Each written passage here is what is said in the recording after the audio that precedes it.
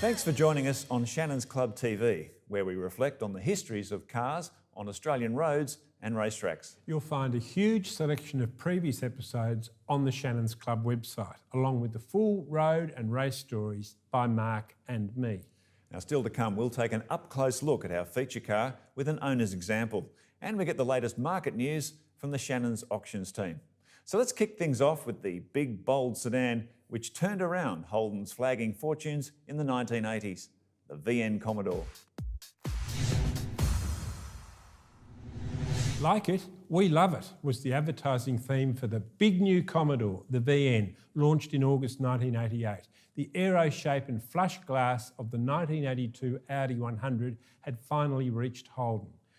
The VN range included sedans, wagons, long wheelbase luxury models, and the return of a ute. All available with the choice of fuel-injected 3.8 litre V6 or 5 litre V8 engines. But the real hero of the range was the SS, which followed in March '89.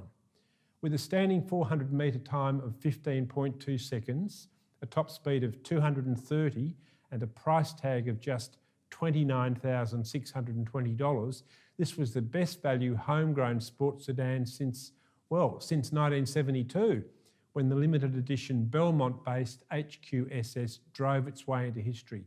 Like the first SS, it had a limited choice of two colours, initially just two, Phoenix Red and Atlas Grey with white later. Holden's engineers developed a single throttle body fuel injection system for the 5 litre V8. The engine itself got a major rework with a stiffer block, revised crankshaft and heads, new manifolds and more.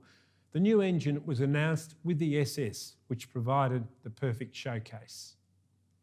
The SS set a new standard for entry-level V8 sports sedans, with wider wheels, Corvette-style finned front brake calipers, all-round discs were standard of course, 5-speed manual gearbox and highway economy upwards of 30 miles per gallon.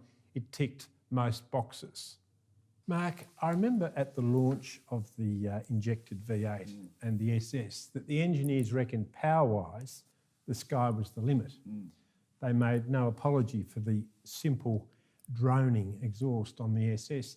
Was it great for the racetrack? Oh, it was underpinning the VN Group A racing program. So it was definitely the toughest version of that homegrown V8 we'd seen. Twin throttle body injection, 4-bolt main bearings, thicker castings in critical areas on the motor.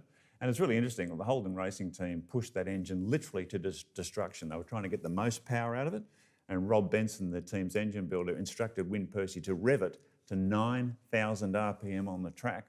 What resulted was the rear main bearing falling out of the engine with a big chunk of engine block attached to it. They pushed it that hard so they knew where the limit was. But even so, the safe rev limit attached for that motor was 8,500 RPM. 8,500. That is unbelievable for a production-based cast-iron V8. Yes, fantastic. Incredible engine. Really wonderful. The slight skittishness and the lumpy ride, which had been the only criticisms of the VN SS's dynamics, were cured in 1990 when the VP facelift got Opel IRS. But my own greatest reservations were the kiddie car instruments and generally tacky interior.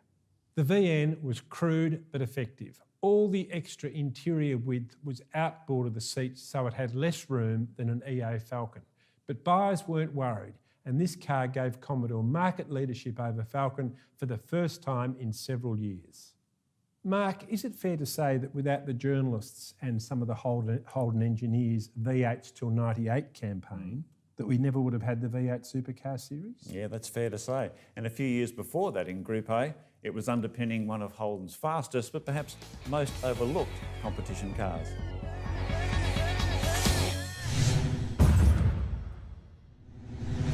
The VN Commodore SS was the basis of Holden's last factory-built race special, the VN SS Group A. Released in 1990, its design brief was to build on the Bathurst-winning success of its VL predecessor in key areas pinpointed by race teams. They wanted the 4.9 litre fuel-injected V8 to be safe at 8,000 RPM, to produce more power to offset the growing advantage of turbocharged rivals. They also wanted a 6-speed gearbox, more clearance for big 12-inch wide race tyres, and to exploit the VN's slippery aerodynamics. Holden and its special vehicles partner, Tom Walkinshaw Racing, ticked every box.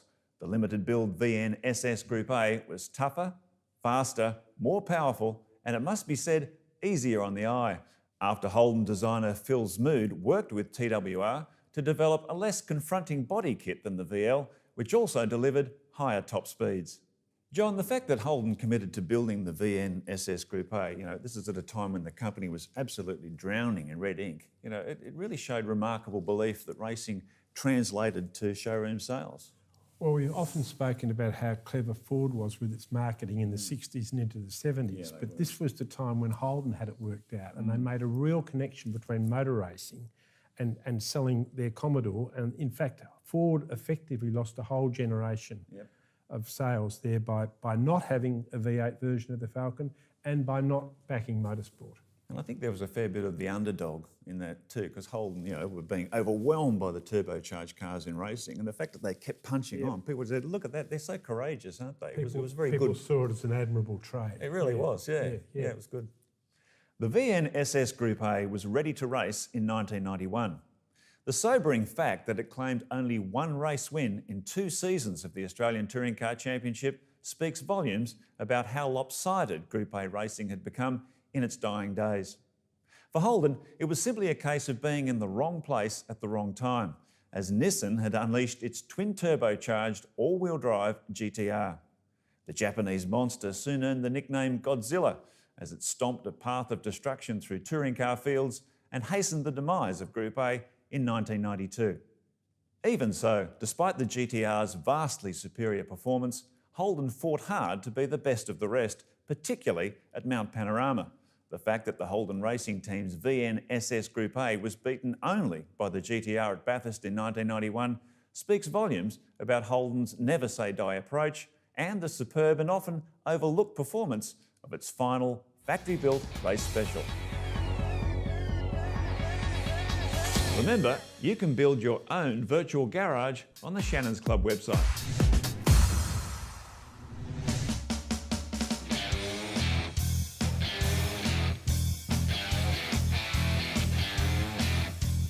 My name's Robert, and this is my VN Group A SS Commodore. It's actually a very rare car. Like I said, it's a low kilometre example, 71,000 Ks now. It's number 40 of 302 built. It was a total redesign. It was built for obviously Group A racing at the time, and been involved in cars since I was a young fella. Grew up around that era that the VNs, the VLs were the big thing, and always fell in love with the VN shape and had to have one of these since I first laid eyes on them. I definitely needed a bit of work when I purchased the vehicle. It was a bit run down with certain trims that needed replacement, but the paint was all original and absolutely spot on. The original radio was still in there, the original steering wheel, the original wheels. The ZF 6-speed gearbox had the twin throttle bodies, but it did require some mechanical work, a bit of suspension work. One thing that I did have to replace was the exhaust. It was a very rare machine. It took me about 6 weeks to get it to the condition that it's at, and couldn't be happier. I have got a few vehicles insured with Shannons. I've been with Shannons since about 2004, I'd say, and can't speak highly enough of just the way they dealt with the claims and how the process was resolved.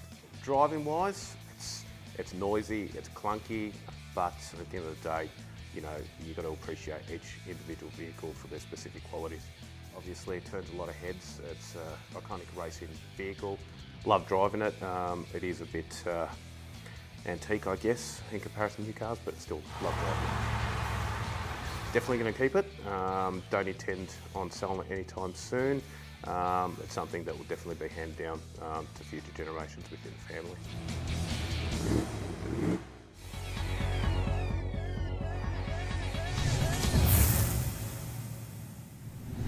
Tony Hansen from Shannons Auctions joins us with the latest market news on the VN Commodore. Welcome, Tony. Thank you, John. Welcome to the show, mate. Hey, Mark. This is a huge range of cars, sedans, wagons, Utes. the VG Ute, the VQ, Statesman and Caprice, HSVs. the big grunters, SS, the Group A race car, of course, HSV. I mean, this is a huge number of cars to choose from. Certainly is. Yeah. So what are the ones that are really in the sweet spot? The HSVs will be up there. Even the VQ Statesmans are up there as well. And what about the VNSS? Nice car, very desirable car, for sure. Initially available in 2 colours, Phoenix Red and Atlas Grey. Which one of those is the more desirable? Well, there's also a white towards the end of the run that came out in a white as well. Yes, that's right. I would think the grey would be the most The desirable Atlas Grey colour would for be sure. the hero Yep. colour. Yep. Yeah. And the SV5000 is another one too. Yeah, that's a very good car as That well. came in 2 colours, I remember. I can't remember what that one was called. Malachite, I think that was the Okay, green yeah. one. Yeah, that was a lovely car with leather interior and stuff. That's one of the most memorable HSVs. Yeah, Absolutely. I agree. Yep. Yeah, for sure. So they'd be pretty sought after. They'd be now, very wouldn't sought they? after. Yeah, very low numbers, very sought after car. Great. And imagine the Group A. I mean, that car was, I think, a bit misunderstood at the time, but I think now with the value of these cars, this is going to be increasing, isn't it? Well, the value is going up. Coming very much as an emerging classic at the moment. So it's we're starting to come on our radar at the Shannons auction department. So yeah, be good. And the luxury cars, the VQ Statesman and Caprice, I mean, do you see many of those? Because that's a really quite special car. for We the haven't time. had one through as yet, but it's not to say we wouldn't. But If there we had would be interest, wouldn't there?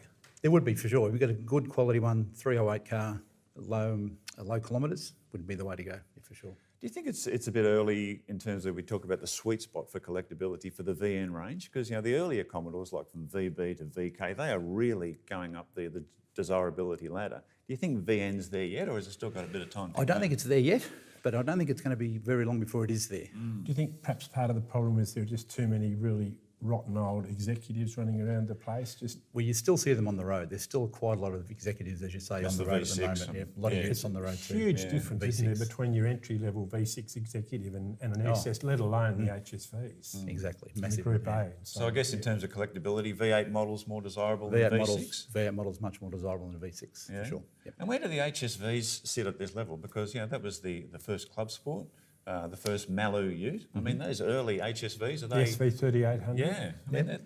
They'd be up the top of the tree. They'd be in the collectability section. They'd be up the very top, I would think. yeah, for do, you sure. see, do you see many HSVs at the auctions? No, not Okay. as yet. So they tend to swap hands within HSV enthusiasts. I think they're clubs and becoming things. collectible now. We haven't seen any come through the auction department at the moment, but not to say that there will be soon, I would think. So what would be your advice if someone's interested in investing in a VN? Like, what sort of models should you look for now before, as we say, this desirability HSV or the increase? SS model, Yeah. V8s for sure, Yeah. and even if the manuals are probably more desirable than the autos Okay. and low kilometres. Thank you very much for joining us today, Tiny. And remember, you can find all the latest auction results on the Shannons Club website. If you'd like your own race image of the VN Commodore, visit AutoPic's incredible motorsport photo archive.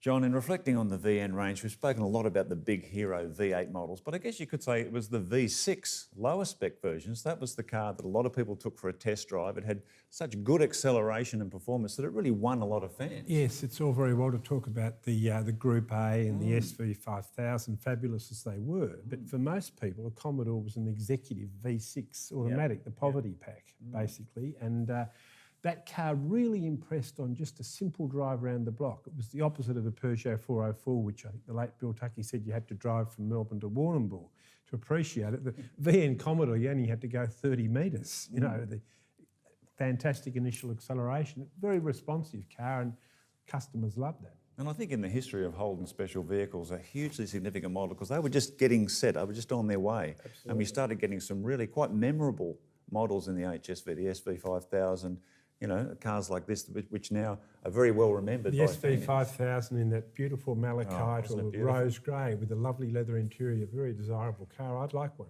And the first club sport. I mean, there's a lot of Yep, significance in that indeed. VN range. Yes, Yeah. absolutely right. Yeah, Yep. very important car. Well, we hope you've enjoyed reflecting on the car that effectively saved Holden.